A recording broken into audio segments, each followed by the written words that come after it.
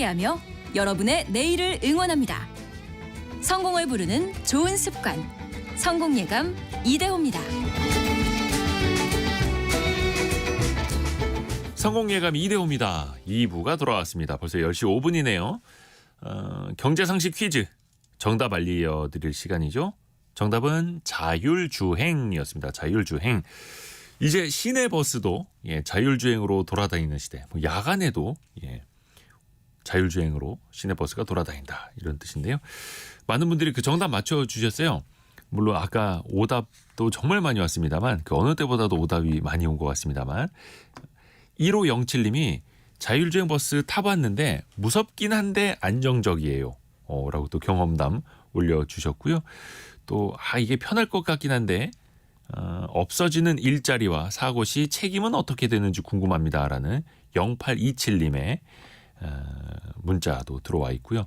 김한수님은 자율주행 버스가 나오면 버스기사도 안전한 직업이 되지 못하는 것 같은 이제 걱정이 들기도 합니다.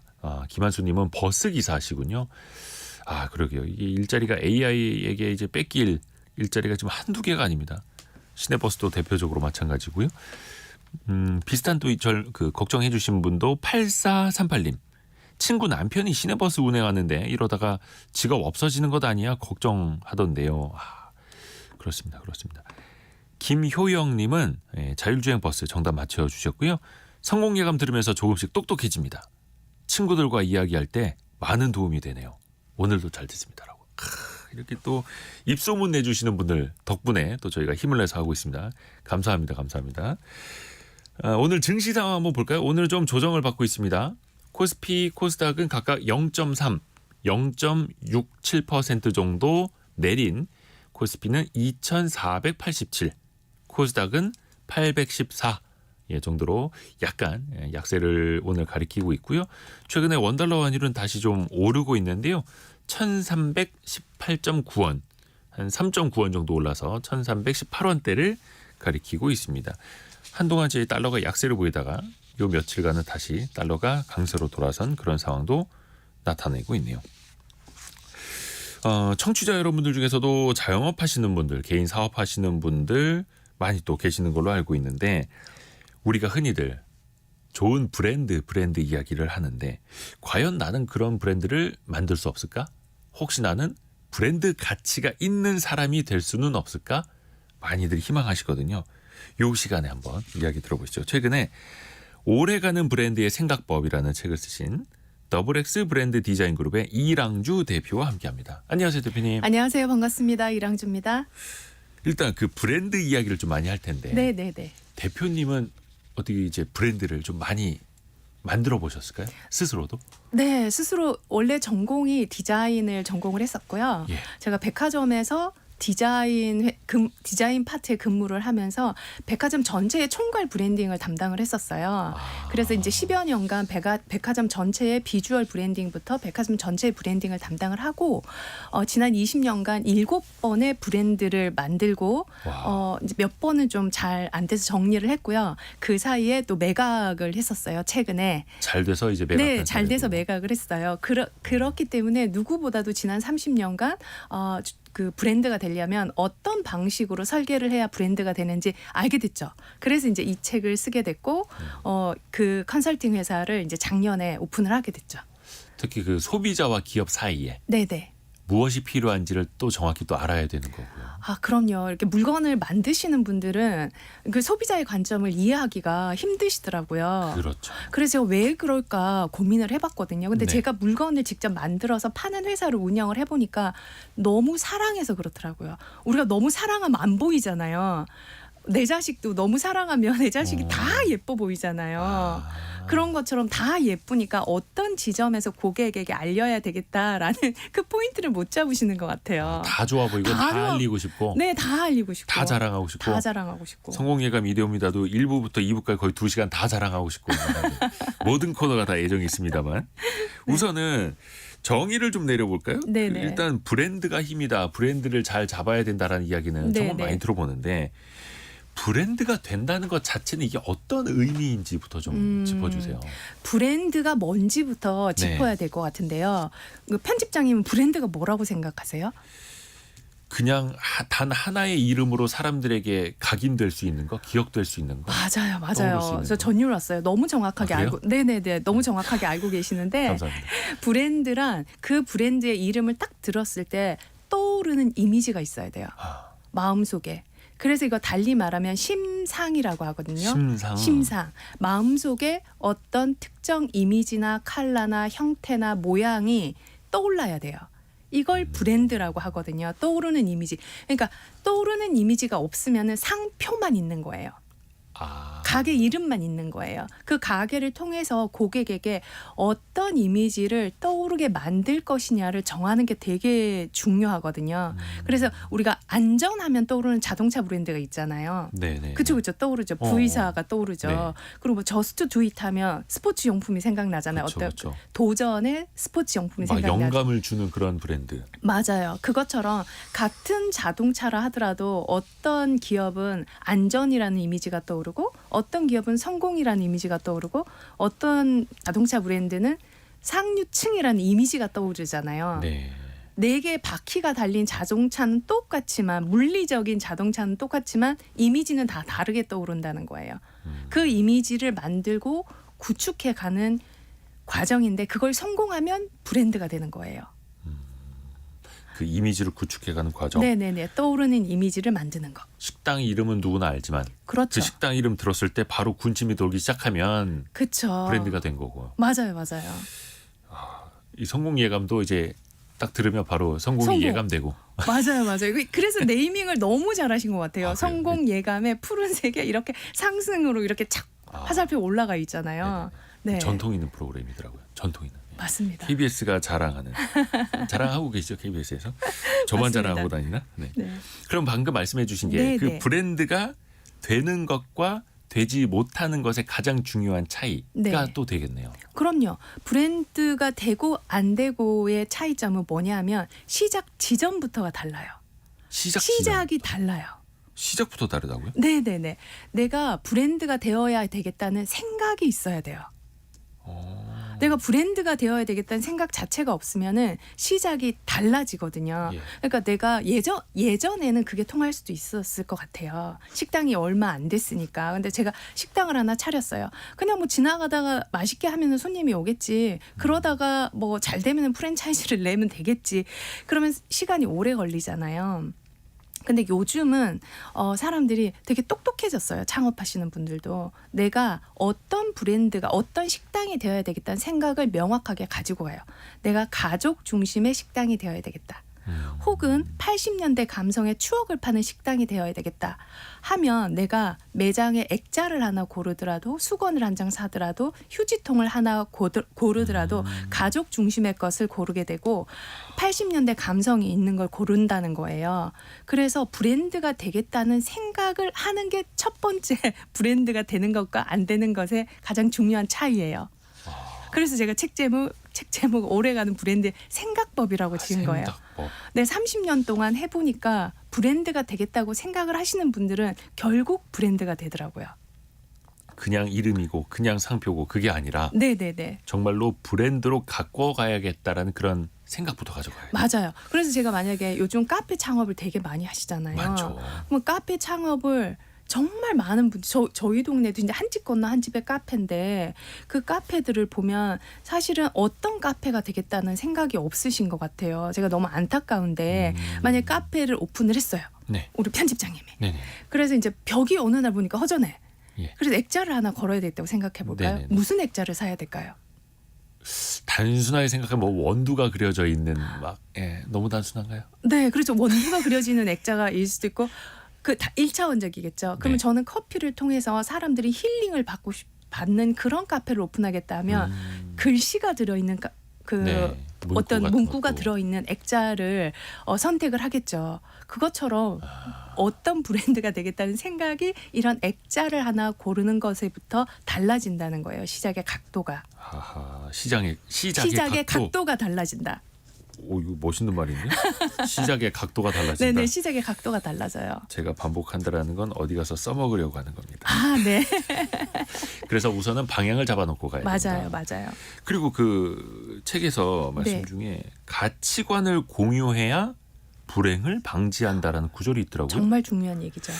가치관을 공유하는 것까지는 알겠는데요. 그게 불행을 방지한다고요? 여러 가지 측면에서 이 불행을 방지할 수 있는데요. 이 이야기는 두 가지 측면에서 가치관을 공유하는 게 중요한데, 첫 번째는 나와 이 브랜드를 같이 이끌고 가고 노를 젓는 우리 구성원들이고, 네. 두 번째는 우리 고객이겠죠. 그래서 첫 번째 만약에 제가 친환경 어떤 스포츠웨어 브랜드를 런칭을 했다고 쳐요. 우리 지금 네. 되게 유명한 지구를 구하는 아웃도어 브랜드가 있잖아요. 되게 유명한. 네. 그런 브랜드라고 하면 그 직원들이 컵을 쓸 때 플라스틱이나 종이컵이나 이런 것들을 쓰지 않고 텀블러를 가지고 오겠죠. 내부에서도. 네. 네. 그리고 어떤 소재를 선택할 때도 이왕이면 더 친환경적이고 환경에 의미가 주는 그런 것들을 구하겠죠. 근데 이게 이제 가치관 측면에서는 그런 거고, 물리적인 측면에서 우리가 만약에 친환경적인 브랜드 컬러를 선정을 해서 그린이 메인 컬러고 갈색이 보조 컬러고 화이트가 바탕 컬러라고 쳐요. 네. 근데 아까 또 휴지통 얘기를 한다면은 휴지통을 하나 사오라고 하면 무슨 색 휴지통을 사올까요? 가치관이 공유가 됐다면. 휴지통은 다 파란색 아닌가요?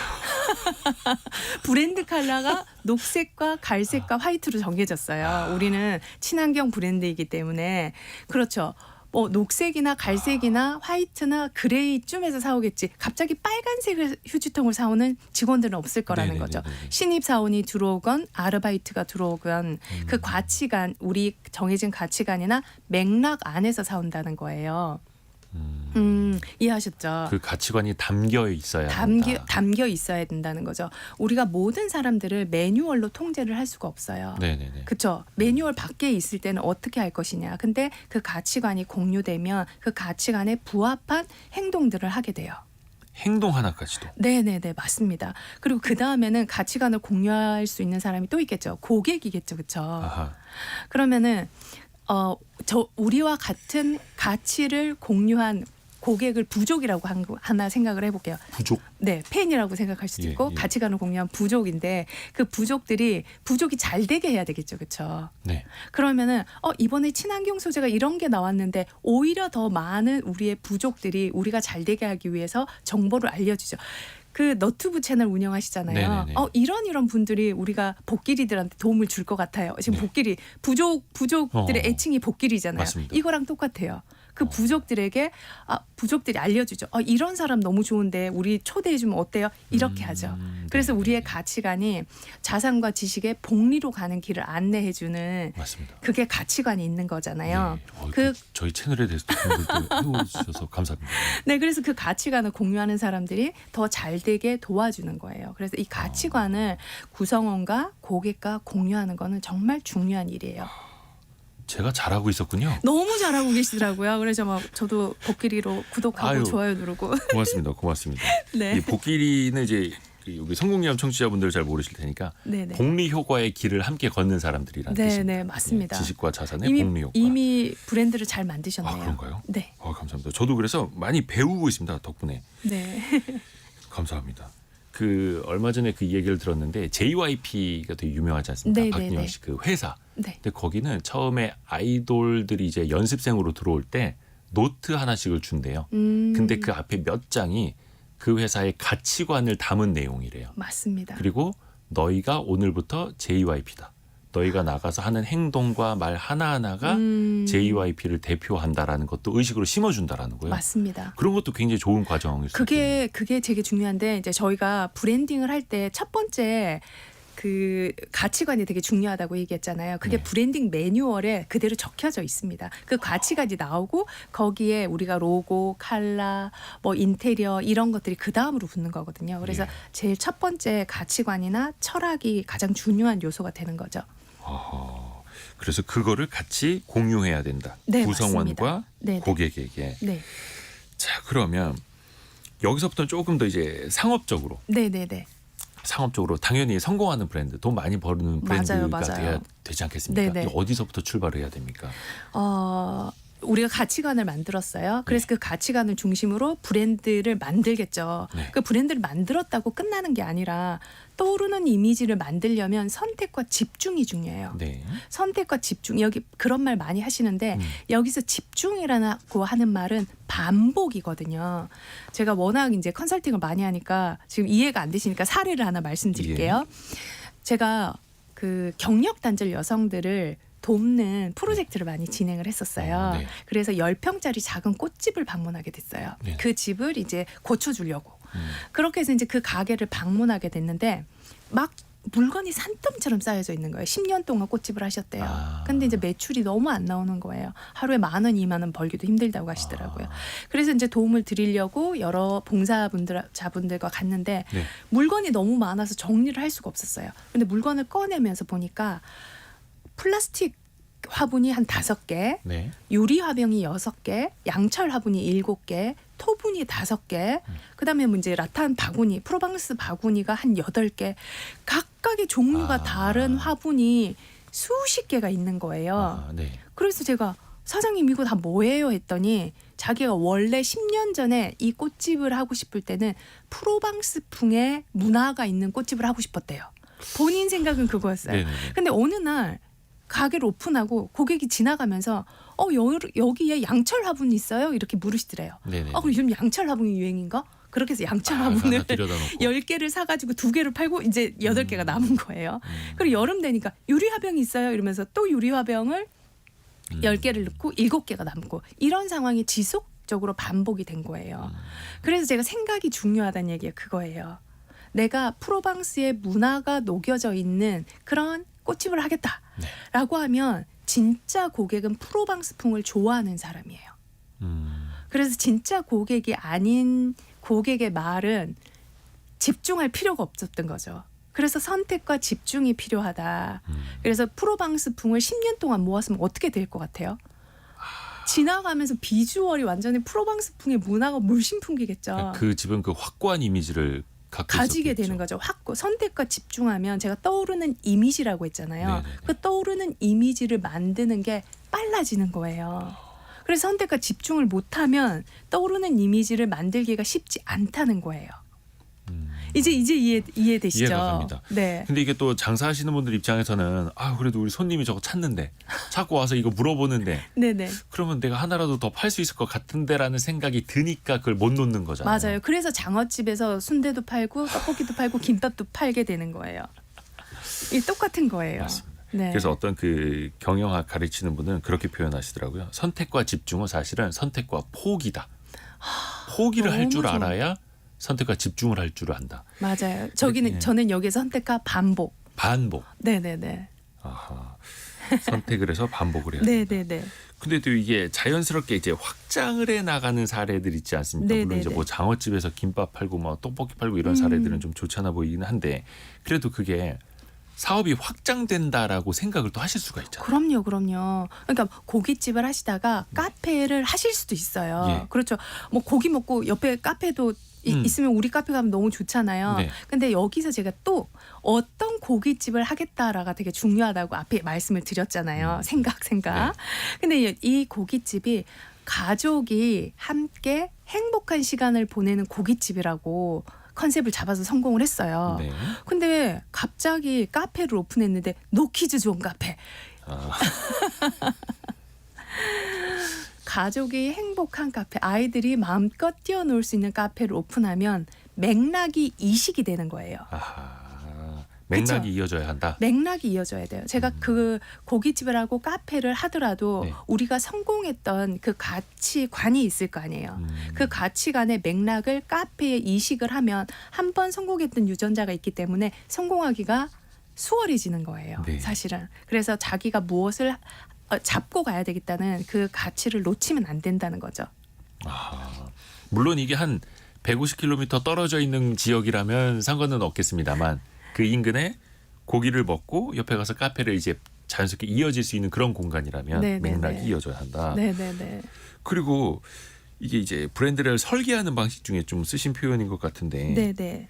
브랜딩은 쓰기에서 시작해서 그리기로 끝난다라는 표현도 있어요. 맞아요. 저 이제 우리가 만약에 나의 가치관이 명확하고 이런 브랜드를 만들어야 되겠다 이렇게 정리를 했잖아요. 네. 그 다음에 뭘 해야 될까요? 브랜딩을 해야 되겠죠. 네, 네.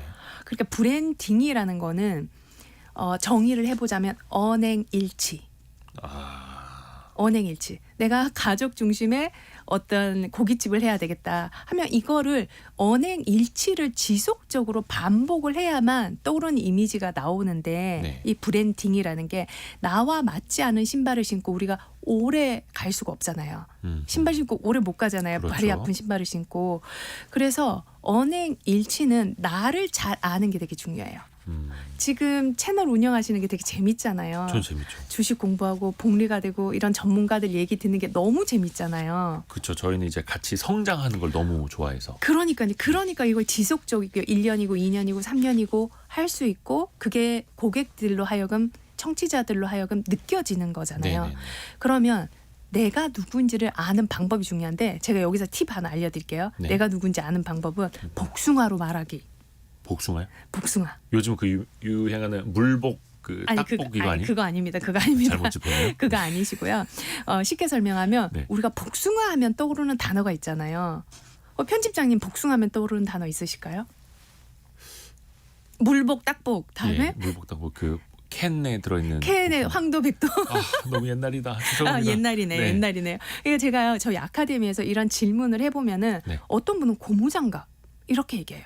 복숭아랑 고무장갑이 무슨 상관 아무 상관이 없을 것 같죠. 그래서 제가 왜 고무장갑이냐 이렇게 물어보면 그분이 그렇게 얘기하시더라고요.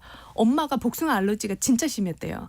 그런데 아이들 자기하고 자기 동생 먹이려고 항상 고무장갑을 끼고 이걸 한대요. 그래서 똑같은 복숭아를 할지라도 나만 아는 게 있잖아요. 예. 그러니까 고깃집을 하든 카페를 하든 식당을 하든 나만이 아는 것을 잘 알고 그걸 알릴 때 고객들이 좋아하는 거예요. 그럴 때 나만의 이미지가 나오는 거예요. 그러니까 만약 복숭아 잼 브랜드를 가상으로 하나 만든다고 생각하면 복숭아가 고무장갑을 끼고 있어요. 캐릭터를 우리가 만드는데 그 사람들이 다 놀라울 거 아니에요. 복숭아가 왜 고무장갑을 끼고 있지? 근데 스토리가 나오는 거예요. 여기에서 심볼릭 스토리가 나오는 거예요. 그 사람들한테 완전 가슴으로 팍 박히는. 가슴으로 팍 박히는 거예요. 이렇게 나만 아는 것들을 단어로 추출하는 거예요.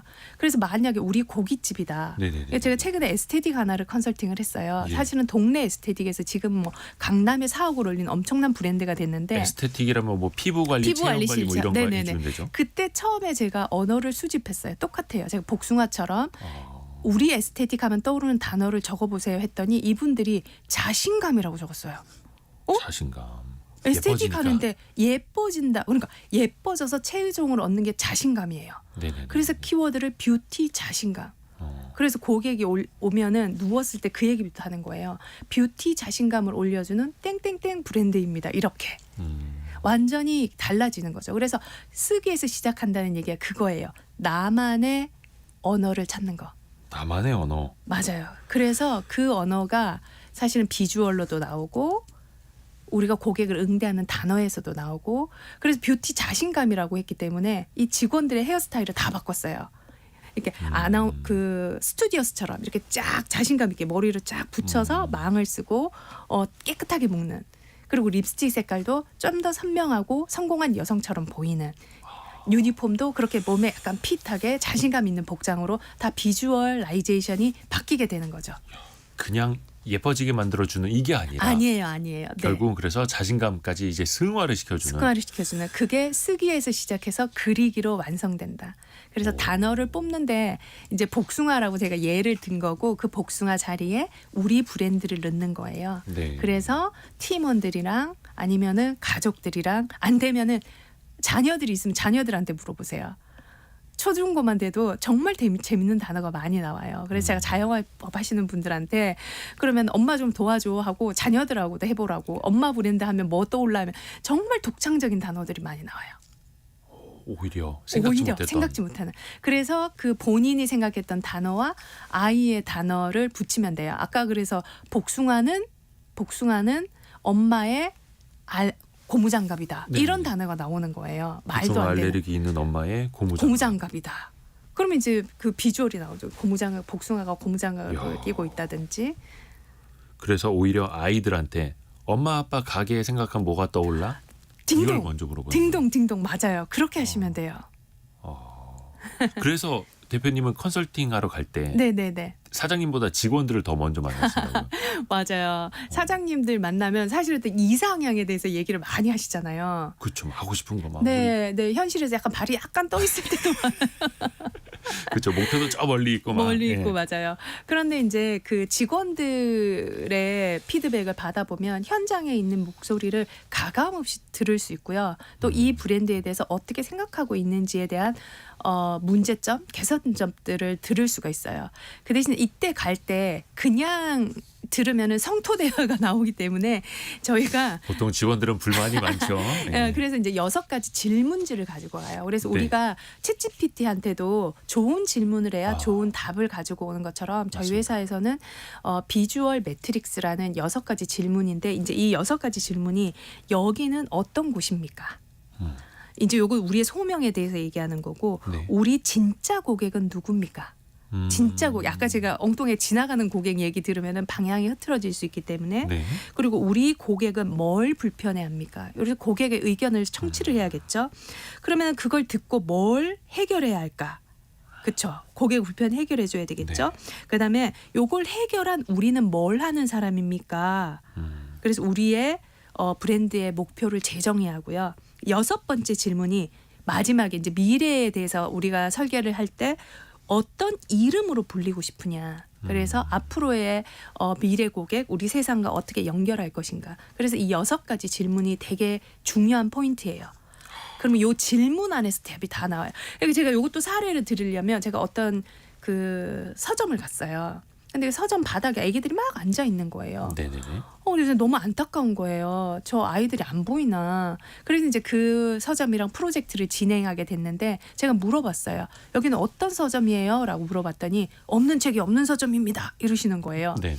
그러니까 주인공이 누구예요? 책인 거예요. 고객이 아니라. 책이 산더미처럼 놓여 있으니까 고객이 앉아서 책을 읽을 때 장소가 없던 거예요. 네. 그래서 우리 고객은 누굽니까? 라고 했더니 책을 진짜 사랑하는 분이에요. 근데 책을 진짜 사랑하는 분들한테 이런 장소를 제공하면 될까요? 안 될까요? 그러니까 안 되겠네요. 이제 그렇게 해서 어떤 점이 불편한지 어떻게 해결할지 하나씩 정리하게 됐어요. 그래서 5번째 질문을 했죠. 그럼 우리는 뭘 하는 사람이에요? 라고 했더니 첫 번째 질문에 답이 바뀌었어요. 우리는 책과 사랑에 빠지게 만드는 사람이에요.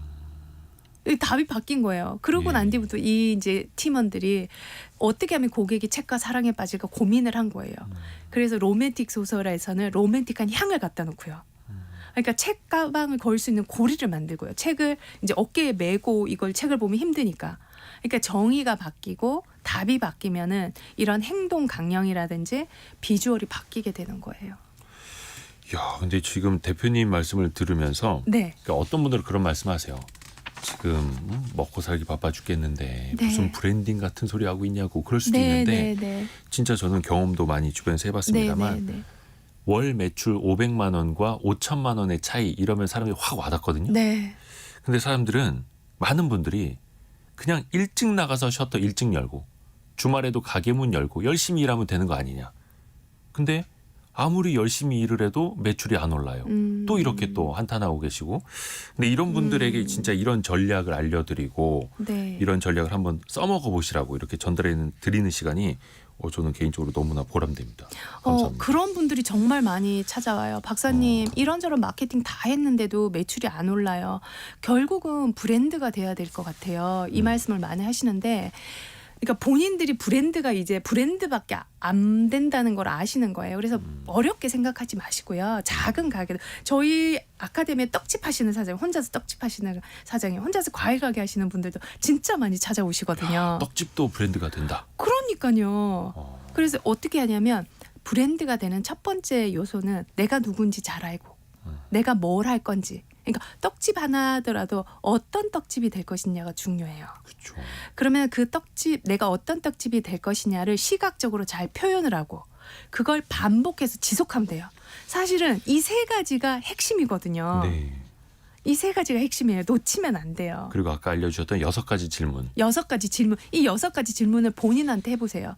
어떤 창원에서 웨딩샵 하시는 사장님이 오셨어요. 네네. 이 6가지 질문에 제가 답을 하라는데 펑펑 우시면서 밤에 전화를 했더라고요. 그러니까 너무 힘들어서 요즘 결혼도 안 하니까 웨딩샵을 접으려고 했는데 네. 이걸 적다 보니 자기가 이 웨딩업을 얼마나 사랑하는지를 알게 됐다. 감사하다. 그래서 박사님이 언행일치를 하라고 해서 웨딩샵에 고객이 오셨어요. 네네. 근데 아빠가 없는 거예요. 음. 그래서 엄마랑 딸이 이제 웨딩샵에 오셔서 메이크업하고 웨딩드레스 다 입었는데 네. 외식장까지 가는 차가 없는 거예요. 택시를 불러야 되는 거예요. 네네네네. 근데 제가 했던 말이 떠오르던 거예요. 박사님이 언행일치라고 했는데 브랜딩은. 네네. 그래서 이랬대요. 신부님 제 차에 타세요. 이렇게 해서 신부님하고 어머니를 그 차에 태워서 웨딩샵까지 본인 차로 인계해드렸대요. 근데 예. 그 신부님이 너무 감동을 받아가지고 진짜 눈물을 막 글썽글썽 하시면서 그분이 중학교 선생님이었는데 네네. 그 중학교 소문을 다 냈대요. 자기가 감동받은 걸. 그래서 갑자기 4명의 사람이 더 오게 됐다는 거예요. 그래서 제가 왜 브랜딩이 중요한지 알겠죠. 나만의 가치를 가지고 친정 언니 같은 웨딩샵이 되겠다. 같이 거기에 언행일치. 이게 아까 500만 원 당장 벌 것이냐 좀 기다려서 5천만 원을 벌 것이냐의 결정인 것 같아요. 거의 뭐 1시간 반씩 결혼식 찍어내는 웨딩샵이 아니라. 요즘은 진정성의 시대라서 고객들이 다 알아봐요. 이거 진짜 중요한 말씀입니다. 네. 이게 사실 그 뭐 해외 대기업들이 잘 하고 있는 브랜딩 이런 거 많이 알려주는 그 유튜브 채널이나 이런 데도 많이 있기는 한데 네네. 우리 생활 속에서 네. 저 옆에 있는 떡집 사장님이 어떻게 브랜딩 하셨는지, 저기 창원에서 막 웨딩샵. 웨딩샵이 어떻게 성공했는지, 네네네. 뭐 또 그 약간 중소상인들의 사례 좀 더 알 수 있는 거 있을까? 아까 뭐 과일집 사장님도 말씀해 주셨고 우리네 어떤 소상공인들의 좀 변했던 이야기? 또 어떤 게 있을까요? 소상공인 분들의 브랜딩 제가 많이 담당을 하고 있는데요. 네네네. 이게 제가 첫 번째 중요한 게 눈내맘이 중요해요. 눈내맘. 예? 눈내맘. 눈내맘이 무슨 뜻이에요? 눈내맘이 진짜 중요한데 네. 눈이라는 게 이게 눈알을 뽑아보면 진짜 무서운 일이에요. 갑자기 호러물로. 네. 제가 박사학위를 이걸로 받아가지고 네?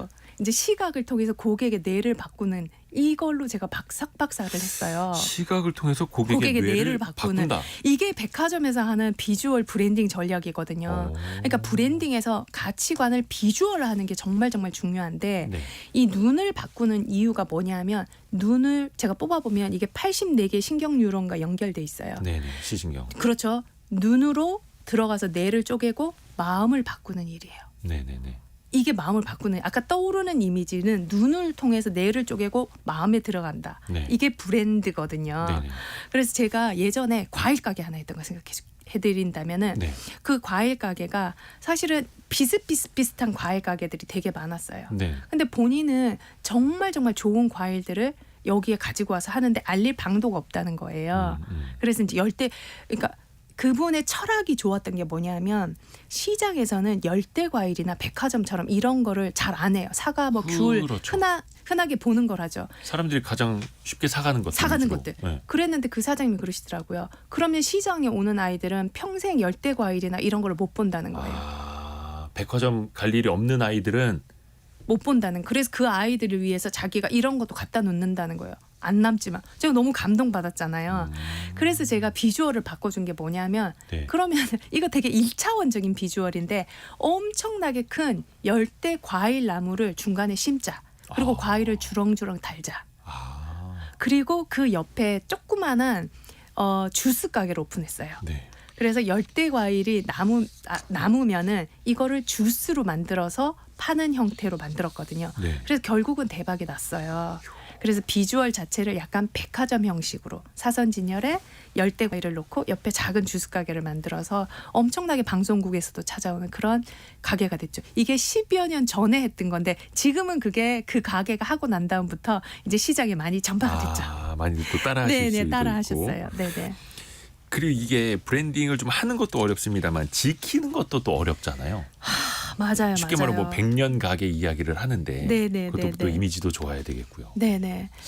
그래서 제가 요거는 조금 이제 명품 얘기를 살짝 또 이제 네. 들어서 얘기를 하자면은 우리가 결혼 예물하면 떠오르는 브랜드가 있잖아요. 민트색의 보석으로 되게 유명한 네, 비싼 네네네. 보석.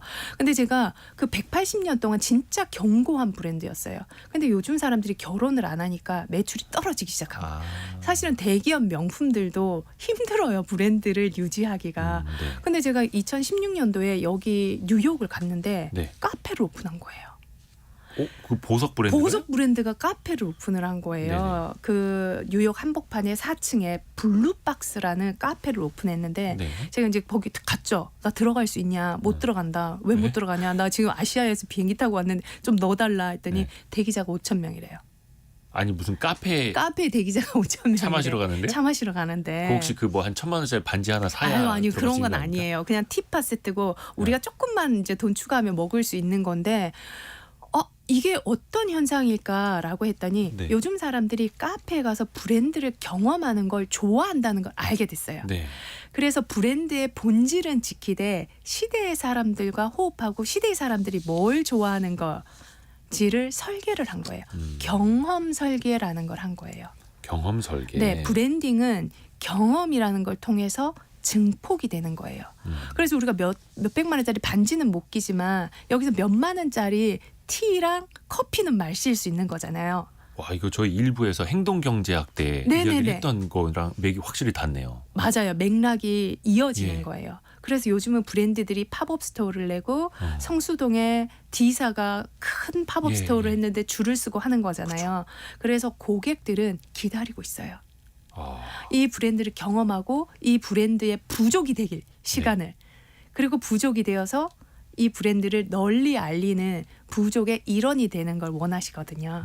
그래서 이걸 만들어주는 게 되게 중요한 포인트다. 그래서 제가 정리를 하자면 브랜드를 만들고 브랜딩을 하고 이 브랜딩이라는 것은 오감을 통해서 브랜드를 경험하게 해야 된다. 이 설계를 촘촘하게 하자. 그래서 아까 그 눈, 뇌, 눈, 마음. 네, 마음. 그래서 결국 그게 이 행동으로 이어지는 행동으로 거니까요. 위해서. 그래서 거기에서 티파니에서 아침을이라는 세트가 있어요. 오드리 헵번이 영화 티파니에서 아침을이라는 네. 그 영화를 찍었잖아요. 네. 그래서 그 세트가 있는데 거기 인스타 계정을 보면 여성분들이 다 검정색 드레스에 진주 목걸이를 끼고 머리를 이렇게 올린 머리를 해가지고 거기를 가요. 다 검정 원피스를 입고 앉아 있는 거예요. 제가 깜짝 놀랐어요. 사진 찍고 추억 남기고 공유하고 싶어서. 공유하고 싶어서 이게 부족의 일원이 되고 싶어서. 이런 것도 혹시 뭐 소상공인들이나 자영업자분들도 어떻게 활용할 수 있는 방법이 있을까요? 특히 뭐 SNS 마케팅도 되게 중요한데요. SNS 마케팅 정말 중요하죠. 그러니까 소상공인 분들이 이런 거 되게 많이 하시거든요. 콜라 하나 줄 테니까 우리 거 찍어서 올려주세요. 네, 그렇죠. 그런데 그러니까 억지로 이걸 만들려고 하는 거예요. 억지로 만들려고. 그렇게 해서 콜라 맛이 하나 얻어 먹으려고 내가 이거 의미도 없는 걸 찍어서 올리진 않는다는 거예요. 근데 제가 어떤 식당을 갔는데 깜짝 놀랐어요. 접시가 어떻게 됐냐면 그 셰프의 손 있죠. 네. 이 요리를 만드는 사람의 손이 프린팅이 된 접시가 나온 거예요. 그래요? 너무 놀랐어요. 네네. 그래서 음식이 여기 담겨 있는데 거기에 이제 그 식판의 매트 흰 종이에 저는 30년에 이제 호텔에서 요리 연구가로 했고 이 음식을 만드는데 이런 친환경 재료를 써서 요리를 합니다. 맛있게 드셔주세요. 해서 접시 하나가 이렇게 손으로 이래서 그 사이에 요리가 딱 있는 거예요. 낙지볶음인데 딱 있는 거. 너무 감동적인 거예요. 그 메시지를 듣고 비주얼을 딱 보고 사진 찍어서 저도 인스타에 올리게 된 거예요. 그러니까 서비스 하나 더 드릴게 리뷰 남겨주세요가 아니라 리뷰를 남길 수밖에 없는 그런 상황, 환경을 만들어요. 그래서 제가 아까 진정성이 공유가 된다. 그래서 내가 이걸 아까 스토리라고 했죠. 우리가 포텐이 터지는 심볼릭 스토리가 나만의 언어에서 나온다. 30년 동안 호텔에서 그 조리장을 했다는 건 나만의 스토리잖아요. 근데 그걸 알려줘야 된다는 거예요. 그래서 그거를 한 줄로 쓰고 그걸 비주얼화 했을 때 제가 그러죠. 뇌가 쪼개진 거예요. 그냥 흰 접시에 낙지볶음이 나왔을 때라 그 메시지와 손이 함께 올렸을 때 그 사이에 낙지볶음이 있었을 때에 눈으로 뇌로 마음에 들어서 지금 오늘 이 자리에서 얘기하잖아요. 그 낙지집을. 네. 와, 이게 되게 중요한 이야기입니다. 네네. 눈내맘 잊으시면 안 돼요. 어떻게 보면은 정말 그냥 10,000원짜리 하나만 계속 팔 것인가? 네네. 이거를 2만 원, 3만 원까지 올릴 수 있는 그런 전략을 내가 짤 것인가? 네. 그것도 아마 이걸 들으시는 분들이 또 선택을 하실 수 있는 제가 되게 조언이 될것 정말 같습니다. 네, 좋아하는 얘기 중에 아무리 우수한 기술력을 가지고 있어도 비주얼이 컨트롤이 되지 않으면은 브랜드가 되지 못한다. 이거 누가 했냐면 스티브 잡스가 한 얘기예요. 그래서 그분은 자신의 기술력을 담는 그릇이, 공간이라는 그릇이 얼마나 중요하다는 거, 그리고 거기에 비주얼이 컨트롤 돼야만 우리의 기술력을 인정받는다는 걸 아신 거죠. 와, 오늘도 정말 좋은 이야기 많이 들었습니다. 더블X 브랜드 디자인 그룹의 이랑주 대표와 함께했습니다. 고맙습니다. 감사합니다. 감사합니다. 라디오 정보센터도 다녀오시죠. 지난달부터 시행된 공매도 전면 금지에도 외국인 투자자들은 국내 주식을 3조 원 넘게 사들인 것으로 나타났습니다. 업데이트 과정에서 구형 아이폰 성능을 고의로 저하시켰다는 의혹을 받는 애플이 국내 소비자들에게 1인당 7만 원씩의 손해를 배상하라는 판결이 나왔습니다. 유해성 논란이 제기된 모다모다 염색 샴푸의 핵심 성분 THB가 사용 금지 원료로 지정됐습니다. 다만 관련 고시 개정 전에 제조된 제품은 2024년 10월 1일까지 판매할 수 있습니다. 12.12 군사 쿠데타 당시 일촉즉발의 9시간을 그린 영화 서울의 봄이 개봉 이후 15일째 박스오피스 1위를 지키며 누적 관객 수 520만 명을 넘어섰습니다. 지금까지 라디오 정보센터 뉴스 정한나였습니다. 자, 여러분의 질문이 콘텐츠가 되는 시간, 성공예감 애프터 서비스 코너입니다. 곽지현 리포터와 함께합니다. 안녕하세요. 네, 안녕하세요. 질문 많이 들어왔죠? 네, 자 그럼 1374번님 질문을 시작합니다. 네. 이 통계청이 산출한 가사노동 생산액 어떻게 490조 원이 나온 건지 궁금합니다라고 문자 보내셨어요. 이거 저희가 엊그저께 네. 우리나라 가사노동, 그러니까 집안일, 이걸 경제적 가치로 환산하면 무려 490조 원에 달한다라고 전달을 해드렸죠. 네, 그러니까 영세 아기를 돌보는데 한 명당 연간 3,600만 원 상당의 가사노동이 필요한 셈이죠. 근데 과연 이렇게 가사노동 가치 어떻게 산정이 됐는지 네. 이번 연구를 한 관계자의 설명 한번 들어보죠. 이 통계청, 이 경제통계국 경제통계기획과의 오정화 사무관입니다. 실제 통계 작성 과정은 조금 복잡한데 이해하시기 쉽게 간략히 설명드리면요. 통계청에서 생활시간 조사를 합니다. 이 생활시간 조사에서 1인 평균 가사노동 시간을 구하고요. 다음으로 가사노동 시간에 관련 시장임금을 곱해서 화폐 가치로 추정을 하는데요. 좀 쉽게 말씀드리면 식사 준비 시간을 구하고 여기에 조리 및 음식 서비스 종사자의 임금을 적용합니다. 이렇게 1인당 가치가 구해지면 가사노동 대상자가 아닌 유년층과 시설 거주 인구를 제외한 가사노동 인구를 곱해서 2019년 가사노동 총가치가 490조 9천억 원으로 추정되었습니다. 이를 또 쉽게 보기 위해서 전체 추계 인구로 나눈 1인당 가치는 949만 4천 원입니다. 네, 이렇게 가사노동 가치는요. 그러니까 설명 네. 들으신 것처럼 이 한 명당 가사노동 시간에 인구 그리고 직종별 대체 임금을 곱한 값입니다. 그러니까 현재 이 소득 통계 이 GDP에서 이 포함되지 않는 이 무급 가사노동을 화폐로 가치화했다. 이렇게 보시면 됩니다. 다음 질문은요? 네, 7658번님 11번가는 폐업하게 생겼던데요. 아니 왜 이렇게 된 건가요? 11번가가 폐업까지 하는 건 아니고요. 예, 네. 그냥 경영 상황이 안 좋아져서 좀 구조조정도 좀 한다, 이런 이야기인데요. 네. 사실 이커머스 시장은 우리가 코로나 팬데믹 당시에 집에만 있을 때 온라인 쇼핑 많이 하다 보니까 많이 했죠. 엄청나게 그때 급성장을 했는데 네. 다시 오프라인 활동 많아지면서 역성장을 또 하고 있는 거죠. 그리고 특히 11번가는 시장 점유율 3위에서 4위 계속 이제 내려앉고 있는데 쿠팡과 네이버의 양강 구도가 너무나 확고해지고 있고요. 그리고 뭐 쓱닷컴, 지마켓이 이렇게 연합을 하면서 또 치고 올라오고 있고 네. 그 사이에 국내 이커머스 시장을 노리러 중국 기업들이 또 많이 들어오고 있습니다. 그러다 보니까 이 이커머스 업계가 사실상 이제 성장이 정점에 달한 것 아니냐. 그 중에서 이제는 1, 2등만 살아남고 3, 4, 5등 이제 설 자리가 없어지는 것 아니냐 또 이렇게 구도가 흘러가고 있습니다. 네. 이어서 청취자 조광희 님이 보내셨네요. 은행 간편 앱 그리고 모바일 현금 카드 앱도 요즘 많이 사용하던데요. 이 둘 어떤 차이점이 있는 건지 궁금합니다. 하고 문자 보내셨습니다. 아마 간편 앱이라고 하는 건 각각 시중은행에서 선보이고 있는 애플리케이션을 말씀하시는 것 같고 네. 저희가 그저께 말씀드린 건 모바일 현금 카드 앱이라고 해서 ATM기 갈 때 실물 카드 없이 네. 휴대전화로 QR코드를 이용해서 ATM에서 돈을 찾을 수 있다라는 걸 저희가 안내를 해드렸는데요. 요 모바일 현금 카드 앱은 말 그대로 모바일 현금 카드 앱이라는 그 앱을 다운을 받아서 은행 계좌랑 연계를 미리 해 두셔야 됩니다. 그래서 그 해당 은행 ATM기에 갔을 때 이 앱에서 QR코드를 열어서 거기서 나타나는 걸 딱 찍으면 바로 현금을 ATM기에서 열어주는 그런 형식을 갖추고 있습니다. 저도 한번 써봐야겠네요. 저는 지금까지 은행 간편 앱만 쓰고 있거든요. 네. 한번 해봐야겠습니다. 다음 질문은요. 네, 1248번님은 신용카드를 쓰다가 안 쓰면은 연회비가 나가나요?라고 보내셨어요. 네. 그러니까 기준이 있습니다. 그러니까 1년 이상 사용하지 않는 카드만 연회비 안 내도 되는데요.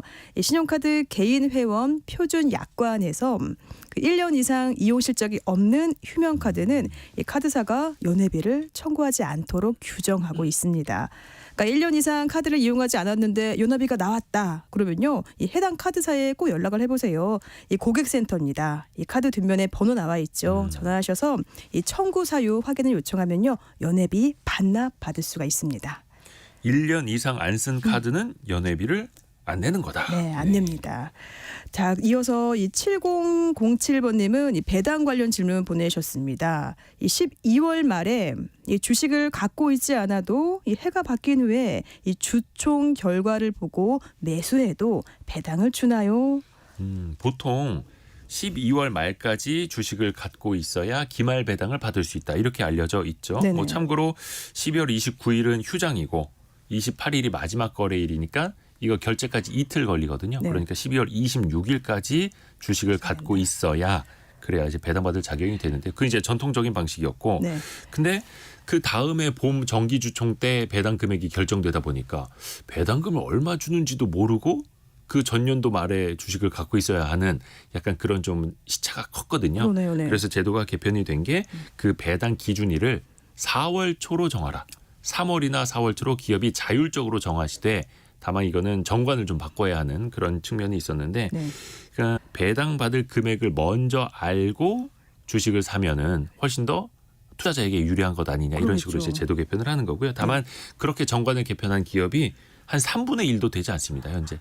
그래서 이제 아직까지 이제 자율에 좀 맡겨져 있다 보니까 나머지 3분의 2는 거의 연말까지 갖고 있어야 배당을 받을 수 있다라는 네. 거고요. 그렇군요. 다만 이제 우리 기업들 전반적으로 좀 이런 정책도 따르고 번 금액을 주주들에게 잘 또 나눠줘서 주주 환원을 많이 하는 그런 나라가 됐으면 하는 바람입니다. 왜냐하면 네. 우리나라는 주주 환원율이 배당을 해주는 게 세계 꼴찌 수준이거든요. 그렇습니다. 그래서 우리 누구나 노동자가 아니라 노동자 겸 자본가가 될 수 있는 그런 나라가 되면 더 좋은 거죠. 그렇죠. 자, 오늘도 곽지연 리포터 수고 많으셨습니다. 네, 고맙습니다. 성공예감 이대호입니다. 모두 마칠 시간입니다. 내일도 9시 5분에 돌아옵니다. 성공예감은 오늘도 여러분을 응원합니다.